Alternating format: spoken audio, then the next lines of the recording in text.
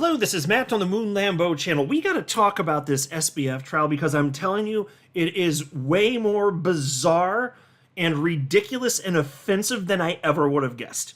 And mind you, we already knew what's obviously the worst part is that it's a damn Ponzi scheme. But what I mean is the specifics behind, like the actual behavior, what was going on behind the scenes is stuff that I mean, I don't know how many of you would have this stuff on your bingo card, but I had about zero of it on mine. I'll just tell you that right here. And there's a founder of one of the most well-known cryptocurrency exchanges on the entire planet who said that, with each passing day of this trial, and I'll show you exactly what he said, it just makes him, feel more and more anger. And Attorney Deaton had something to say on that too. He actually expanded upon it. And it is interesting. We maybe haven't talked about this too much as just a broader crypto community. But, and not that it's never come up, but what role did the venture capitalists have to play in all of this? What about due diligence? Don't tell me that there was proper due diligence. If you're going to tell me there was due diligence, I'll buy that. What the hell did it look like, though?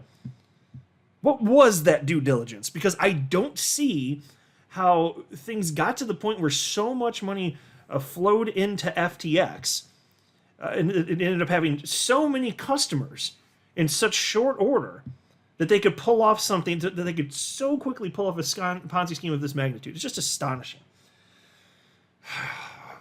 So in fact, before I even get out of the intro, let me just share with you some of these headlines because you're going to want to know this is what we're going to be talking about. Here's the first one from Coindesk. Chinese bribes, Thai prostitutes, and an end to the lies. Caroline Ellison's explosive second day of testimony against Sam Bankman-Fried. Here's another headline from Watcher Guru. FTX To Do List sought regulators to crack down on Binance. That's right, folks. Because you know that they donated tens of millions of customers' funds to mostly to the Democrats. The strong majority went to the Democrats.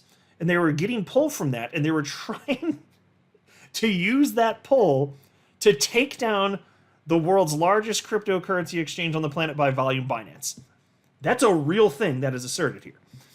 Here's a headline from Decrypt. I didn't have to lie anymore. FTX collapse was a relief, says Caroline Ellison. Here's another one that's just absolutely shocking and ridiculous and arrogant all at once. From CoinGape, Ellison reveals SBF's alleged plot to limit Bitcoin at $20,000. That's right, folks. Scam Bankman fraud was trying to suppress the price of Bitcoin. Then there's this from the Daily Huddle. Caroline Ellison says Alameda paid massive bribe to Chinese officials to unfreeze $1 billion. Report.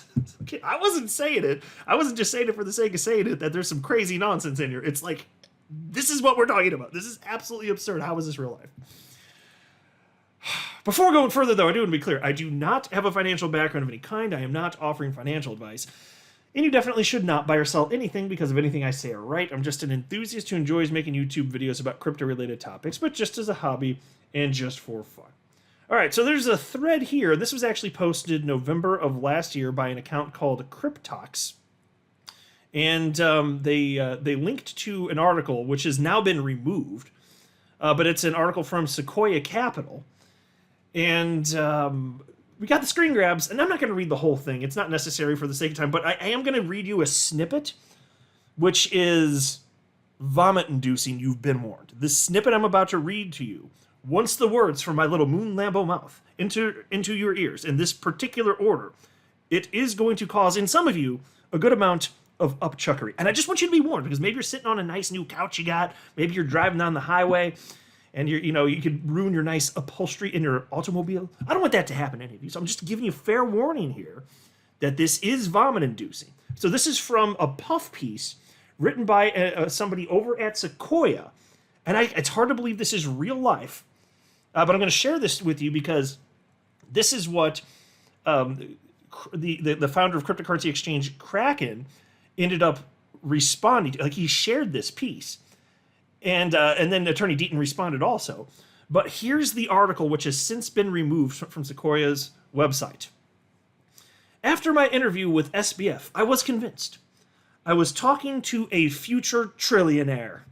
Whatever mojo he worked on the partners at Sequoia, who fell for him after one Zoom had worked on me. Worked on me too. For me, it was simply a gut feeling. I've been talking to founders and doing deep dives into technology companies for decades.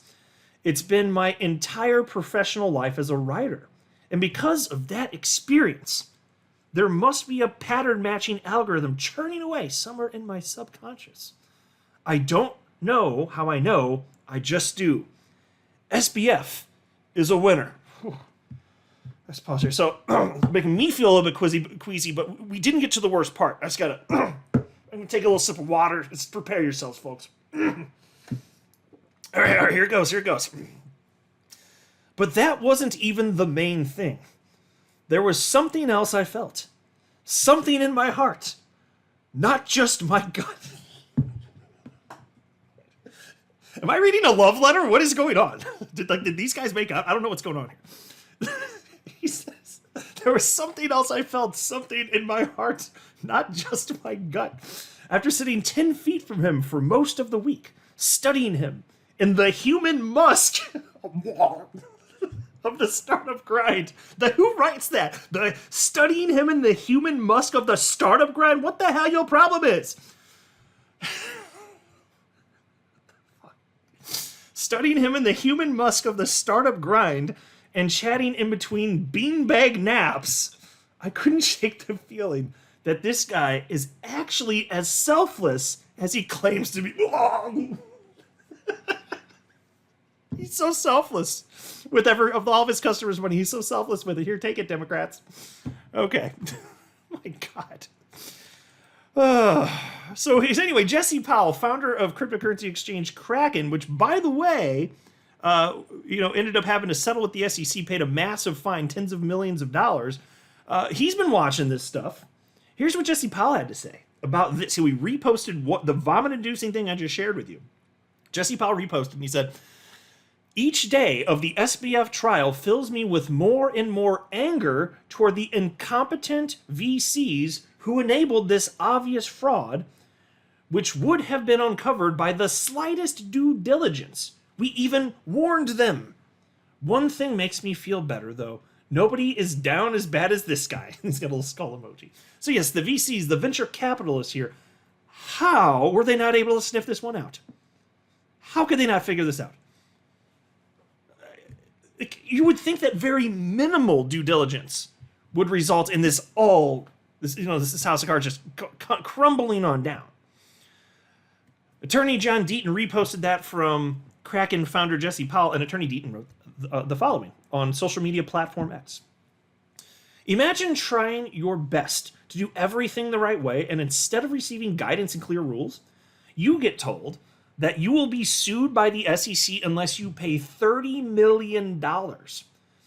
Imagine experienced lawyers advise you that it is cheaper to pay the $30 million than it is to fight the bogus charges. Imagine you've watched another company fight the SEC and pay in excess of $100 million. You're also told that if you fight the SEC, it could lead to more layoffs of employees you feel responsible for. Then imagine you learn that the biggest fraudster of all was having private meetings with the chairman of the SEC during a time the SEC refused to talk to companies such as yours. Imagine during the trial of that particular fraudster, you hear evidence that he donated $10 million to the current administration for the purpose of gaining access to the same regulators who threatened to sue your company. MAD doesn't cover it. And folks, that is indeed what happened. It's pay-to-play nonsense. And then Attorney Deaton in a separate post wrote, I'm not VC. I know it's not my wheelhouse. If you're doing a background check, wouldn't that include board members? But then you would have found out that there wasn't a board of directors at all. If you're investing in a company completely run by youngsters, wouldn't you ask, who's on the board? Hoping to see someone with a little gray hair? And so that is an excellent point from Attorney Deaton there. No board of directors, what in the ever-loving hell? And Sequoia's just like, oh, you all good, you cool, son. Are you for real? What? And then they all sit here claiming they went through proper due diligence? Trying to save face? They were sloppy and they fell for whatever this scam bankman fraud pitch was. So they should feel some sort of, remorse and, I don't know, embarrassment over that. But no, a lot of them just say, no, well, we did the due diligence. Did you? What was your due diligence? Did you ask him if after he said his pitch, did you just ask, is that all true? And he's like, yes. You're like, oh, okay, that's good. That's the due diligence. Is that what happened? My God. And then we have this. There's a guy named David on social media platform X who wrote, huge day in court. One highlight. And check this out, folks. Caroline testified that when she first started work at Alameda, both she and Sam had luxury cars paid for by Alameda. Sam later had them swapped for a Toyota Corolla and a Honda Civic explicitly to create an image of modest living. Now, folks, I'll tell you this. I was aware that he had a regular car, and nothing against the Toyota or the Honda. Tons of you listening drive those makes. Cool. Some of you drive those exact cars. That's fine here. But knowing that he was allegedly, a multi-billionaire, that's what was being purported, and then seeing that, and just understanding that he's flying on the private jet, he's doing all that jazz. You can look at, the headquarters for the company. So being aware of all of this, and then you find out he's driving either a Corolla or a Civic. Does that seem genuine to you? So I'll just tell you this. I always, from the moment I found out that was the case, I always had a very strong and well-placed suspicion that was there for show, and I was grossed out by it. So when I saw him preaching all this, altruism and all this crap that he was spouting, I wasn't actually buying this. Who the hell talks like that? But he was tricking people. That passed the smell test for some people. Attorney John Deaton reposted that and said, the true SBF has always been a 100% fraud. I can't wait for the day that he and his parents hear the judge issue his multi-decade-long prison sentence. You and me both, Attorney Deaton, and it's coming. It's coming sooner than later. Let's jump into this piece from Coindesk here. There are just some select portions I want to highlight, because I do want to get the most interesting stuff covered here. And I'm going to try and keep I got a bunch of articles open. I'm going to try and keep the overlap to a minimum, or maybe if I can pull this off, I won't have any overlap. But some articles talk about exactly the same thing. I'm trying to avoid that. So anyway, I'm doing my best here. So here's the Coindesk piece. It reads as follows. Caroline Ellison wept on the witness stand near the end of her second day testifying against her former boss and ex-boyfriend, fallen cryptocurrency mogul Sam Bankman-Fried. The diminutive and soft-spoken former CEO of Alameda Research described the unraveling last November of her hedge fund and its sister company, the FTX exchange, and the relief she felt as revelations about their fraud became public. I felt a sense of relief that I didn't have to lie anymore, Ellison testified. Her voice trembled and cracked as she recalled one particular text message exchange between her and Bankman-Fried during what she described as the overall worst week of my life. And that's a quote. I felt indescribably bad about all the people that lost their jobs and the people that trusted us that we had betrayed, Ellison told the packed courtroom as she reached for a tissue. Bankman-Fried, the defendant, did not look up as she wept, but kept typing on his court-issued laptop. Now, folks, I will say this. I have a very strong suspicion. Let me see if I can just sniff this one out. You guys tell me if you think I'm getting a little too crazy here, but I'm thinking that Scam Bankman Fraud, that little punk-ass bitch, I think that cucumber-loving son of a bitch is a sociopath. I don't think he feels the slightest ounce of remorse for anything he's done in destroying people's lives. I don't think he cares, not even one little iota, not a tiny little bit of him. I don't think he cares. He is a liar. He will present whatever he has to the public, to anybody speaking to him, if he thinks it's going to benefit him. There is something wrong with him. Piece continues. During her testimony, Ellison discussed the document that caused Bankman-Fried's companies to collapse. The balance sheet Coindesk's Ian Allison reported on exclusively on November 2nd, 2022. She said that balance sheet was a version of the one Alameda sent to its lenders, designed to mislead them into thinking Alameda was healthier financially than it really was. On Wednesday, She called it a dishonest document. But even the fudge numbers were ugly enough, brimming with FTX's FTT token and other tokens closely related to Bankman-Fried to raise questions about how viable Alameda and FTX were. It understated the true extent of Alameda's risk, but it still showed that Alameda was in a fairly risky position, Ellison said of the balance sheet. And then there's also this. Bankman-Fried told Caroline Ellison to continue repaying Alameda Research's lenders with FTX customers' money, which she did despite misgivings, she testified Wednesday. In May 2022, the Luna crypto token's decline led to a broader crypto meltdown, which caused several of Alameda's creditors to call back loans that they'd made to the Bankman-Fried founded trading fund, Ellison testified. I was in a constant state of dread, she said. I knew we would have to take the money from our FTX line of credit, and that was money that could be called in at any time. And so, folks, she's saying what we already know. And obviously, if you're wondering, how is there a small chance that maybe we just misunderstand, as some actually have asserted that. And Sam Bankman-Fried, he didn't intentionally do anything bad, right? No, if he hadn't intentionally done anything bad and wrong, then the money that customers sought to withdraw would have been there. 100% of it would have been there. You're not gonna convince anybody who is competent into believing, or anybody that's being intellectually honest, that this is somehow an oops-a-doodle, all the billions, with billions of dollars, oops-a-doodles. I guess it came out of the wrong account. Oh, okay. Who's falling for that? Peace continues. Asked why that money was particularly risky, Ellison said it was coming from FTX customers who could try to withdraw it at any time. Ellison said she grew increasingly worried throughout the spring of 2022 that Alameda's reliance on FTX customer funds could lead to catastrophe for both firms. I was concerned that if everyone would find out, then everything would come crashing down, Ellison said. In spite of her concerns, Ellison testified that she continued to pay back lenders via Alameda's FTX line of credit, which meant using FTX customer funds because Sam told me to. That was a quote. I thought it was wrong, she told prosecutors. Oh, you thought so?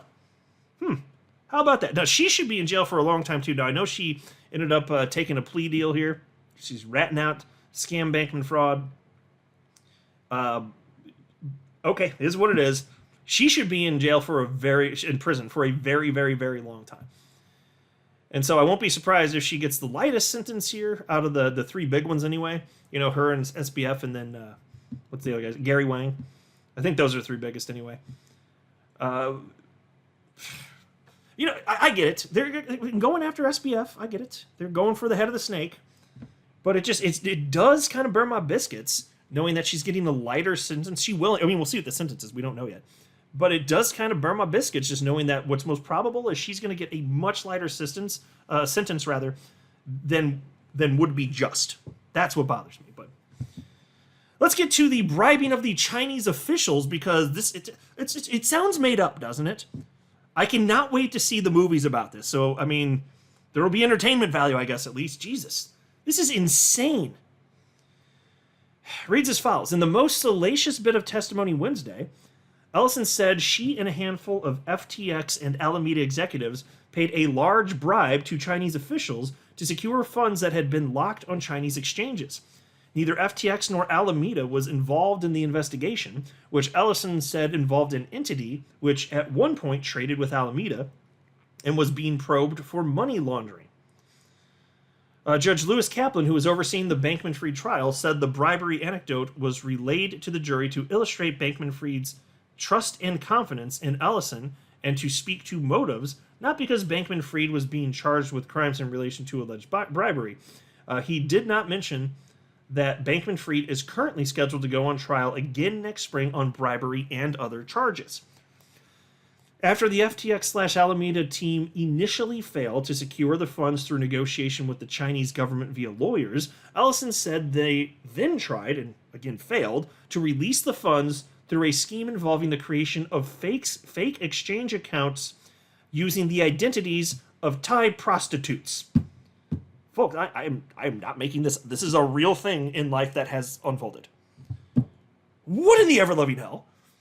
I got to tell you, I wasn't expecting this necessarily to be a part of this case. I knew there'd be some crazy-ass nonsense, obviously, but my God, some of the stuff. And there's still more after this. Oh, we ain't done, son. Piece continues. Ellison and Ryan Salami, I hope that's how you say his name anyway, S-A-L-A-M-E. Is it Salame? Ryan Solame? Ryan Salami? I don't know, those are both pretty good. I don't know, man. Ellison and Ryan Salami, another ex-FTX executive who's pleaded guilty to charges, told her the names. Finally, the funds were secured after Ellison made a payment of $100 million to a crypto account, which, to her understanding, was tied in some way to Chinese government officials. Ellison recalled an incident when an employee protested against the plan in a meeting. Bankman-Fried grew increasingly annoyed with the employee, whose father was a Chinese government official, and eventually told her to shut the F up. In a private State of Alameda memo Ellison authored in November 21, shortly after the payment was made, she included a bullet point titled negative $150 million from the thing under a section detailing notable / idiosyncratic financial events. The entry, she said, referenced the payment to Chinese officials. I didn't want to put it in writing that we paid what I believed were bribes, she testified. So that's another thing that happened. Yes, this is real life, I assure you. Here's this from Watcher Guru. FTX Ellison To Do List sought regulators to crack down on Binance. Like I said at the outset of the video, that's right. They're using stolen customer funds to bribe the government effectively in the United States to convince, at least to buy favor, whatever, to curry favor. This is what they're trying to do. So they could destroy their competitor, Binance. That was the thinking here. Check this out. Amid the ongoing trial of Sam Bankman-Fried, new testimony shows that FTX had actively sought out regulators to crack down on Binance. Specifically, during the proceedings, the jury was shown a to-do list that was authored by Alameda Research CEO Caroline Ellison. On that list was the desire to increase regulatory attention to the crypto exchange. And for the purposes of time, I'm just going to leave it where it is. We'll see what comes of this, if anything. But that is buck wild. Holy hell. This is these people are disgusting. And they've destroyed so many lives. And just seeing what they're doing with such flagrant disregard, no care whatsoever. And then there's this from CoinGape. Ellison reveals SBF's alleged plot to limit Bitcoin at 20K. Yeah, you didn't forget this one, did you? Which I cited at the outset of the video. Trying to suppress the price of Bitcoin. What in the ever let me know? During the trial of Sam Bankman-Fried, the founder of the cryptocurrency exchange FTX, the crypto industry was taken aback by startling claims made by Caroline Ellison, his ex-girlfriend and the former head of Alameda Research. Ellison's testimony unveiled a possible plot to manipulate Bitcoin prices. She mentioned a note saying, keep selling Bitcoin if it's over $20,000, hinting at a deliberate attempt to keep the cryptocurrency's value below the $20,000 mark. Significantly, such alleged interventions could greatly affect the dynamics of the digital currency market. Well, they were, in theory, a gigantic exchange, so there you go. And they also are obviously manipulating their own token, FTT. It is wild stuff. What are we on? What day are we on? Is it like day 4 or 5? How much worse does this get? God, because the whole thing's supposed to take, in theory, the trial portion of all this, 4 to 6 weeks, and then my understanding is that the sentencing would come some amount of time later. So we'll see. By the beginning part of November, maybe beginning part of November to mid-November, roughly speaking, is probably when we're going to get the conclusion. It's not going to be good for scam bankman fraud. Oh, he done, son. He going to prison. Whew. I'll keep you guys posted. That's the latest. We're going to have more. Well, we got a whole nother day of fun trial stuff starting up here within the next few hours. I am not ready for it. Whatever it is, I know I'm not ready for it. I'm not a financial advisor. You should not buy or sell anything because of anything I say or write. That would be a very, very, very bad idea. Until next time, to the moon, Lambo.